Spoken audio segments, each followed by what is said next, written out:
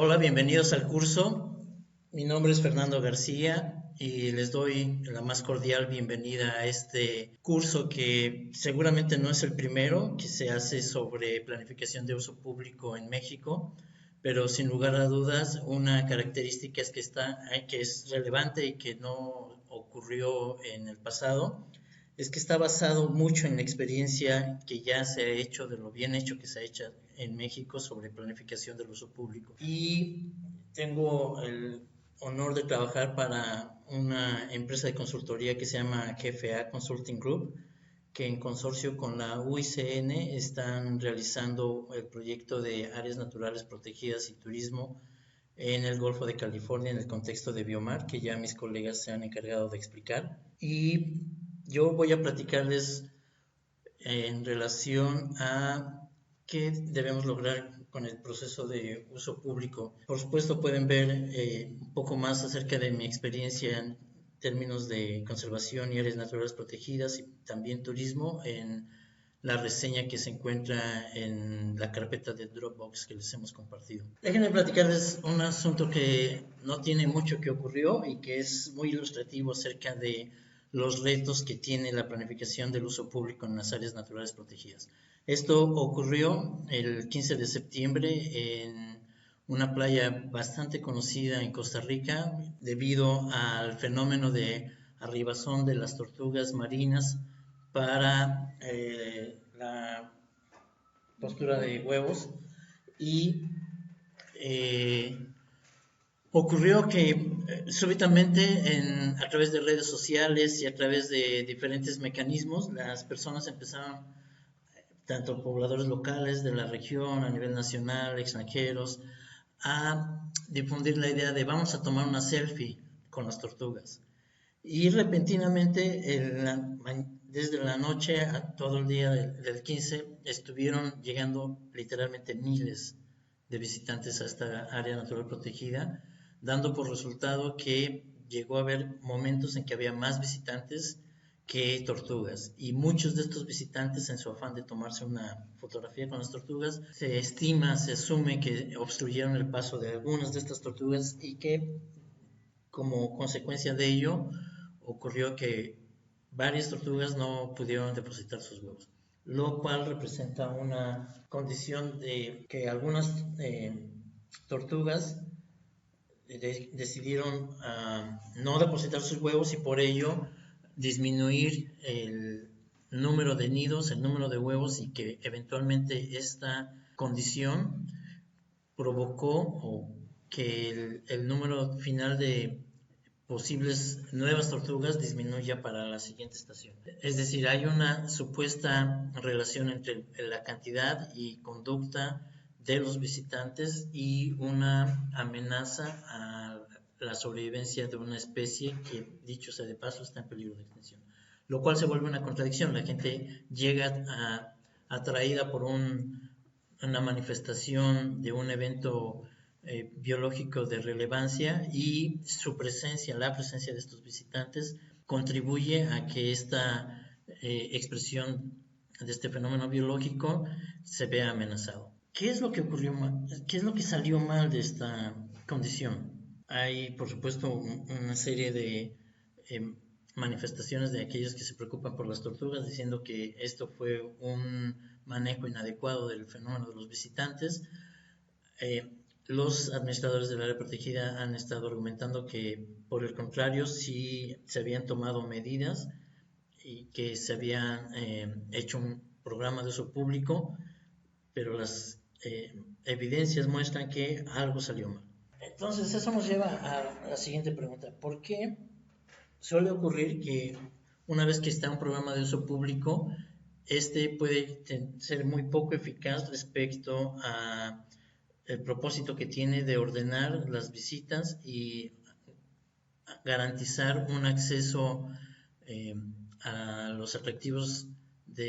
culturales y naturales de un sitio y que como resultado de este acercamiento o esta aproximación hacia estos atractivos se incrementen las posibilidades de conservación del sitio? ¿Por qué ocurren estas falta de efectividad?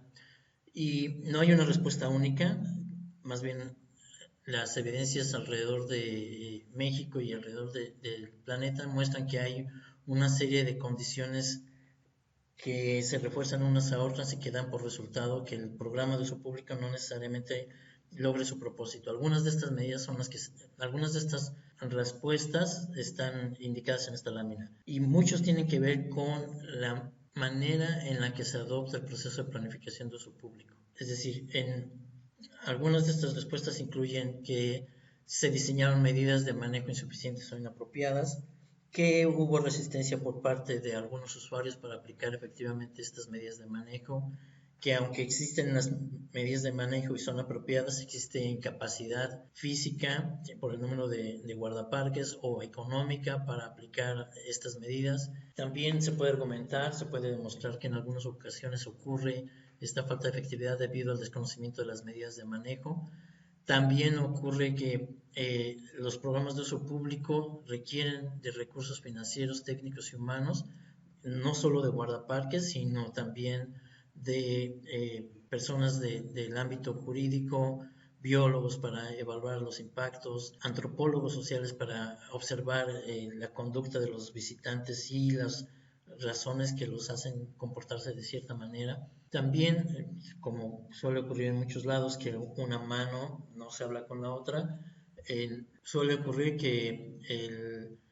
las entidades que se encargan de la promoción del turismo y las entidades que se encargan de la promoción de la conservación con mucha frecuencia no cooperan, sobre todo en aquellos eventos que dan por resultado concentraciones masivas. También es muy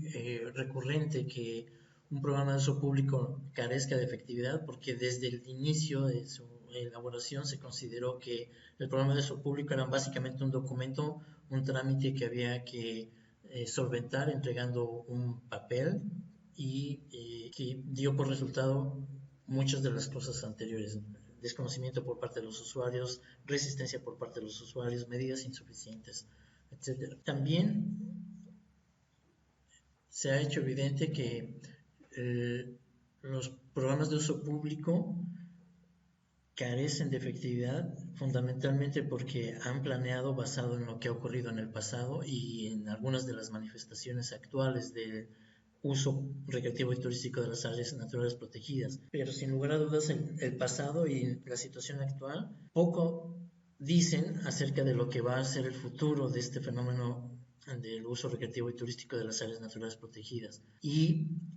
lo que un programa debe hacer en este sentido es no planear sobre lo que ya ocurre, sino de lo que va a ocurrir. Y es muy claro, al menos en el turismo en las áreas naturales protegidas, que el crecimiento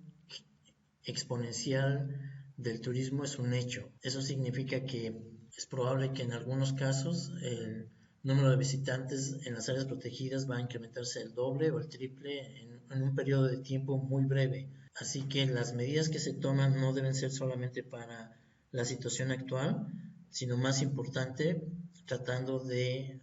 asumir que el número de visitantes y el impacto, por lo tanto, puede ser mayor a lo que tenemos actualmente. También es muy común que en algunos programas de uso público se asuma que la presencia de actores locales, de actores clave en el fenómeno de uso recreativo y turístico de las áreas protegidas en las sesiones de planeación garantiza que las personas están satisfechas y que están dispuestas a llevar a cabo las medidas de planificación, las medidas de manejo que se han considerado en el programa de manejo. Es evidente también que algunos programas carecen de efectividad debido a que los planificadores asumen que el hecho de que las personas que son actores clave del uso recreativo y turístico de una área protegida participen, estén presentes en las reuniones de planificación y que por eso da como consecuencia que en automático van a llevar a cabo la implementación de las medidas de manejo de los visitantes que se acuerden y con mucha frecuencia y no por sorpresa, uno observa que aún después de haber estado presentes, no ocurre el compromiso, el sentido de propiedad sobre estas medidas de manejo. Y así como estas razones podemos encontrar otras muchas más. Todo este conjunto de razones ayudan a explicar que una vez que está un programa de uso público, es una base significativa, pero no necesariamente es suficiente para la gestión de los visitantes. Así que, si no es suficiente, cabe la pregunta de qué se necesita generar como parte de este proceso de planificación de uso público para incrementar las posibilidades de efectividad de las medidas que se acuerden. Y la mejor manera de expresar esta serie de elementos que deben estar presentes como parte de este proceso de planificación se ilustran aquí en esta imagen. Por supuesto que es necesario incrementar el conocimiento del uso de la biodiversidad por este uso recreativo y turístico. También se necesitan tener medidas de manejo alineadas en muchos sentidos. Se necesita soporte social de las medidas de manejo. Evidentemente se necesita un documento que, valga la redundancia, documente el proceso de generación de estas medidas y muestre por qué esas medidas se explican en función de la información que se dispone. Y por último, es necesario tener un proceso continuo de adaptación de este uso público a las condiciones cambiantes del entorno. ¿Por qué es necesario estos 5 elementos? Se necesita mayor conocimiento sobre el uso de los impactos porque se necesita mostrar causas y efectos de la presencia de visitantes con las oportunidades de conservación o las amenazas a la conservación. Y estas relación causa y efecto deben ser contundentes. También se necesita que el proceso de planificación concluya generando medidas de manejo, porque no basta solamente con decir que entendemos cuál es la relación entre más visitantes y más oportunidades de conservación o más amenazas a la conservación, sino se necesitan conducir, alinear aquellos esfuerzos que disminuyan las amenazas a la conservación e incrementen, potencialicen aquellas acciones, aquellas condiciones en donde los visitantes representan una oportunidad para la conservación. Se necesita un documento de programa de uso público porque aquellos ejercicios de autoridad que sean necesarios para hacer el manejo de los visitantes necesitan tener el soporte técnico y necesitan tener el soporte jurídico de esas medidas de autoridad. Y las respuestas de dónde está ese soporte jurídico y dónde está ese soporte técnico tienen que estar escritas en este documento de programa de uso público. Por último, pero no lo menos, se necesita gestión social porque no existe una sola entidad con los recursos suficientes para poder llevar a cabo todas las medidas de manejo, de información, de preparación, de conducción de grupos que hagan posible disminuir las amenazas y contribuir a la conservación. Y los administradores de las áreas protegidas muy rara vez van a contar con recursos suficientes por sí solos para poder ordenar todo este fenómeno del uso recreativo y turístico. Se requiere la participación de académicos, se requiere la participación de organizaciones de la sociedad civil, por supuesto se requiere de la activa acciones de los prestadores de servicios turísticos, de los turistas mismos, de los pobladores, de las autoridades locales, de las autoridades municipales, de las autoridades estatales, de otras dependencias del gobierno federal. Y como se puede ver, toda esta diversidad de actores necesita tener suficiente dirección y energía para poder transformar lo que es una amenaza hacia convertirla en una oportunidad para la conservación. Por supuesto que se necesitan esas 5 condiciones para incrementar las posibilidades de efectividad de un programa de uso público, pero no todas las áreas protegidas son igual. Y por esa razón es importante tener muy claro qué es lo que sí se puede hacer, qué es lo que sí es necesario hacer, qué es lo que sí se debe lograr caso por caso en cada una de las áreas naturales protegidas. Es decir, se necesita responder en cada una de las áreas protegidas donde ustedes están trabajando las siguientes preguntas. ¿Qué sí se debe hacer? ¿Qué sí es posible hacer en los próximos 12 meses en relación a estos 5 temas?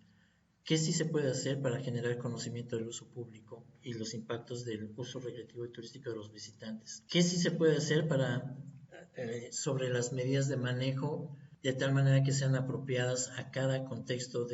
del área protegida y los diferentes públicos que utilizan con fines recreativos y turísticos el área protegida? ¿Qué sí se puede hacer en términos de documentar el conocimiento que se tiene y las medidas de manejo que se proponen? ¿Qué sí se puede hacer en términos de organizar a los diferentes actores alrededor de trasladar su energía y sus recursos hacia ordenar el uso recreativo y turístico de las áreas naturales protegidas? También es importante que como parte de este proceso, muy al inicio, se defina qué sí se puede hacer en términos de impulsar el manejo adaptativo del uso público. De qué manera el órgano de consulta, el Consejo Técnico Asesor y sus subcomités pueden apoyar en definir medidas que se adaptan a lo largo del tiempo y que ayudan a fortalecer los otros 4 factores. En resumen, la efectividad de un programa de uso público depende no solo del documento, sino de los otros 4 elementos. Entendemos claramente que cada área natural protegida es distinta y por eso es importante que en el periodo que ustedes van a estar realizando, aplicando los contenidos de este primer fase del modelo de planeación en Biomar, colaboren con el director del área protegida y con los técnicos para determinar el alcance de cada uno de estos elementos del programa de uso público y